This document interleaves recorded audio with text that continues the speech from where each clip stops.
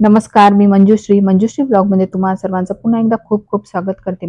चला तर आता नवरात्री जवळ आलेली आहे. प्रत्येकाला उपवास असणारच किंवा देवाला जे ते नैवेद्याला काय द्यायचं हा सुद्धा प्रत्येकापुढे प्रश्न असतो.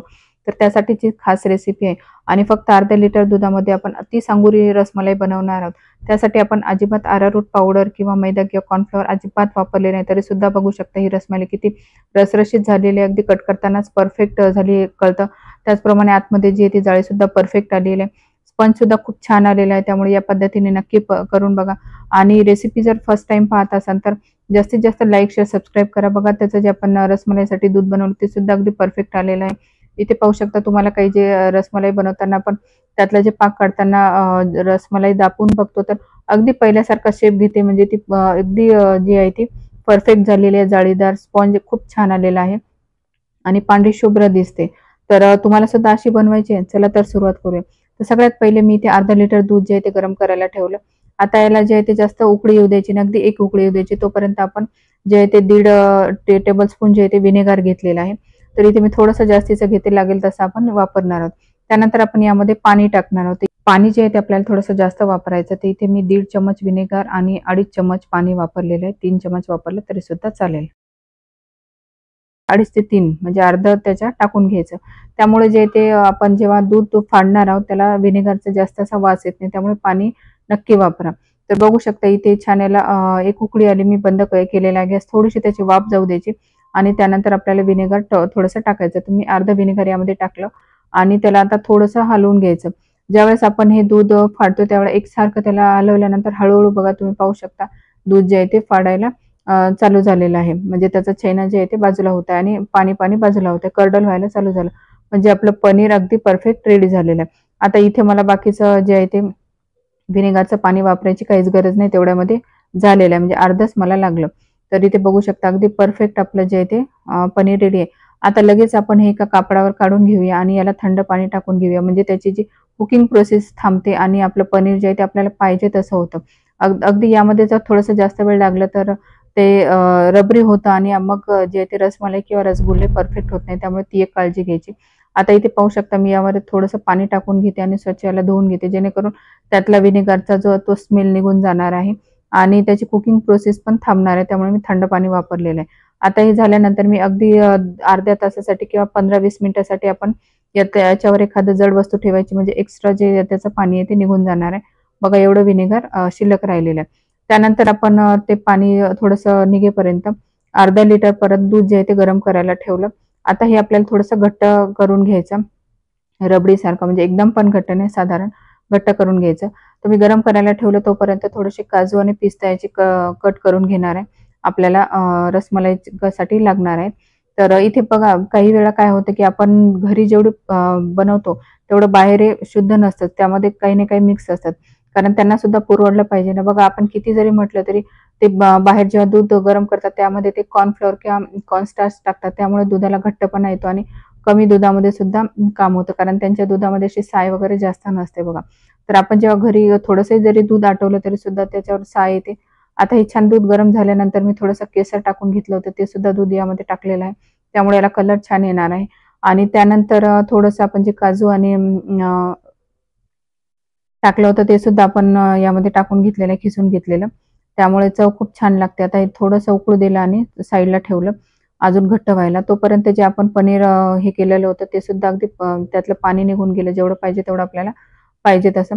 आता त्यानंतर मी त्याला हाताने एका प्लेटमध्ये काढून घेतलं आणि हाताने थोडंसं हाताच्या तळव्याने त्याला असे जे आहे ते स्मॅश करून घेते. त्याच्यामुळे जे ते पनीर अगदी स्मूथ होणार आहे आणि त्यामुळेच आपले जे आहे ते रसगुल्ले अगदी परफेक्ट होणार आहे. आता इथे जे आहे ते तुम्ही मिक्सरमध्ये सुद्धा करू शकता. पण बऱ्याच वेळा काय होतं मिक्सरमध्ये पनीर थोडंसं दिसतं त्यामुळे बरंच ते मिक्सरच्या भांड्याला चिटकून राहतं. त्यामुळे या पद्धतीने करा. अगदी 5 मिनिटं किंवा 7 मिनिटामध्ये आपलं जे आहे ते पनीर अगदी रेडी होतं.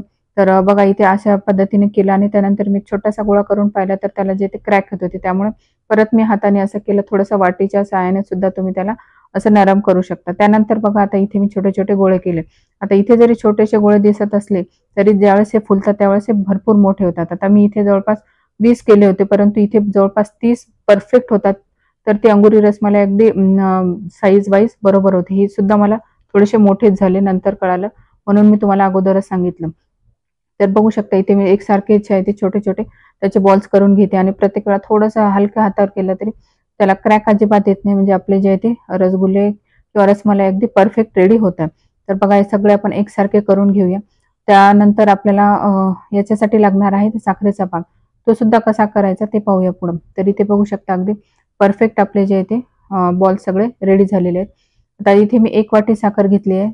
त्यानंतर आपल्याला लागणार आहे पाणी. तर इथे मी 1 वाटीला 2 वाटी पाणी टाकत आहे. 1 वाटी साखर आणि 2 वाटी पाणी आपल्याला लागणार आहे. कारण ज्यावेळेला आपण रसगुल्ले यामध्ये टाकू, तर ज्यावेळेस उकळायला टाकू त्यावेळेला पाणी जे आहे ते कमी होतं. त्यामुळे आपल्याला थोडंसं पाणी जास्त घ्यायचं, नाहीतर ते डायरेक्ट तळाला जातात आणि चपटे होतात. बऱ्याच वेळा आपण पाहतो की रसगुल्ले चपटे झालेले दिसतात, तर त्याचं कारण तेच असतं. तर आता साखर छान विरघळली आणि पाण्याला उकळी आल्यानंतर मी यामध्ये पूर्ण जे आहे ते रसगुल्ले टाकून घेतले. बघू शकता टाकल्या क्षणी ते थोडेसे जे आहे ते फुलायला लागलेले आहेत. अगदी साईज भरपूर मोठी झालेली होती, त्यामुळे याचा अर्धाच घ्या तुम्ही, ते अगदी परफेक्ट होणार आहे. तर इथे पाहू शकता 1-2 मिनिटामध्येच लगेच त्याची जी आहे ती साईज वाढली. जर रसगुल्ला परफेक्ट झाला नसेल तर तो तिथेच तुटतो. त्यामुळे तुम्हाला जर असं वाटलंच थोडंसं शंका, तर तुम्ही एखादा टाकून बघा, 1-2 मिनिटासाठी त्याला उकळू द्या. तो जर फुटला नाही तर परफेक्ट आहे. तर बघू शकता इथे आपले रसगुल्ले अगदी परफेक्ट फुललेले आहेत. अजिबात एकही तुटलेला नाही, फुटलेला नाही, काहीच नाही. म्हणजे अगदी परफेक्ट झालेले. इथे जर तुमच्याकडे भांडं थोडंसं मोठं असेल तळाला चपट्या तळाचा, तर ते घ्या. म्हणजे त्याच्यामध्ये अजून छान उकळल्या जातात. कारण त्याला जागा भरपूर असली म्हणजे ते उकळल्या जातात. त्यानंतर आपण इथे एक 5 मिनिटानंतर मी त्याला उघडून पाहिलं आणि थोडंसं पाणी कमी झालं की लगेच आपण अर्धी वाटी पाणी थंड टाकलं. असं 3दा करायचं. 5 मिनिटाचे 15 मिनिटं हे आपण उकळू दिले. अगदी परफेक्ट रेडी झालेले. थोडासा गॅस स्लो झाला तर ते तळाशी जातात. तेव्हा समजून घ्यायचं की आपले रसगुल्ले परफेक्ट रेडी झालेले आहेत. नाहीतर ते थोडेसे तुटू शकतात. तर इथे बघू शकता यामधला पूर्ण आपण आता रस काढून घेऊया. जेणेकरून आपल्याला हे जे आहे आपण दूध जे आटवलं त्यामध्ये हे टाकून घ्यायचे आहेत. बघू शकता साईज किती परफेक्ट येत आहे. दाबल्यानंतर अगदी पहिला शेप घेत आहे आणि आतून बघा त्याचा स्पंज आहे ते अगदी परफेक्ट आहे. आपण इथे काहीच वापरलेलं नाही आणि ॲज इट इज व्हिडिओ हा रिअल आहे. असं नाही की व्हिडिओ बंद करून मी यामध्ये टाकलं. त्यामुळे नक्की करून बघा या पद्धतीने. आणि प्रत्येक वेळा आपण एक किचन टिप्स पण देतो, ती सुद्धा तुम्हाला नेहमी कामाला येणारच आहे. त्यामुळे व्हिडिओला जास्तीत जास्त लाईक, शेअर आणि सबस्क्राईब करायला अजिबात विसरू नका. तर आता मी एक थोडंसं थंड होऊ दिलं होतं त्याला 1-1.5 तासापर्यंत आणि त्यानंतर मी त्यामधले जे ते असा रस काढून घेतला आणि दूध सुद्धा आपलं जे छान झालं होतं. फक्त त्यामध्ये मी थोडीशी साखर टाकायची ठेवली, जेणेकरून आपल्याला परत थोडंसं गरम करून की त्यात 1-2 उकळ्या येऊ द्यायच्या आहेत. तर इथे बघू शकता परत दुधाला मी उकळी आणून घेतली आणि अर्धी वाटीला थोडीशी कमी साखर टाकली. आपल्याला गोड हवं त्या हिशोबाने आणि परत त्याला एक उकळी येऊ दिली आणि त्यामध्ये आपण जे छोटे-छोटे रसगुल्ले करून घेतले होते त्यामध्ये टाकून घेतलेले आहेत. आता 1-2 मिनिटासाठी याला फक्त 1 किंवा 2 उकळी येऊ द्यायच्या, म्हणजे जो काही रसमलाईचं दूध आहे ते अगदी या रसगुल्ल्यामध्ये जाणार आहे आणि छान सोक होणार आहे. तर बघू शकता 1-2 उकळीमध्ये आपली रसमलाई अगदी रेडी आहे. नक्की करून बघा. खूप मस्त तयार होते आणि चवीला खूप मस्त लागते. व्हिडिओ आवडला असेल तर लाईक, शेअर, सबस्क्राईब करायला अजिबात विसरू नका. यावेळेस नवरात्रीच्या उपवासामध्ये ही रेसिपी तुमच्या घरी नक्की करून बघा किंवा नैवेद्याला सुद्धा करा. अगदी परफेक्ट आहे. भेटूया पुढच्या व्हिडिओमध्ये. Bye bye.